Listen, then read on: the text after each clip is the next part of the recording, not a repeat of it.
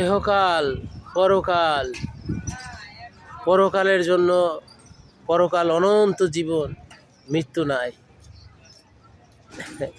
সেই পরকালে ভালো থাকার জন্য মানুষ ইবাদত করে। আর ইহকালের জন্য মানুষ সব কিছুই করে, যা পরকালের জন্য করে না। ইহকাল মানে এই যে এখন বাইচা আছি, যতদিন বাইচা থাকি, 1 বছর 2 বছর 10 বছর 20 বছর 30 বছর, আল্লাহ যতদিন বাঁচায়, কবে কে মারা যাবে কেউ বলতে পারবে না। এটা হলো ইহকাল।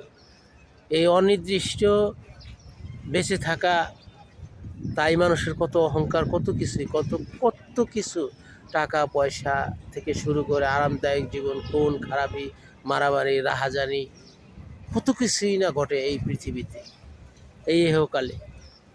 আর পরকাল শান্তির জন্য মানুষ ততটা আগ্রহ প্রকাশ করে না এবং মনে করে যে ইহকালটাই মানুষ গুরুত্বপূর্ণ মনে করে, পরকাল না। যাই হোক,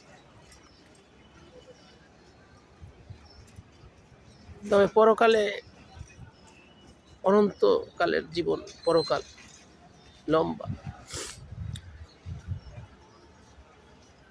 যার কোনো শেষ নাই।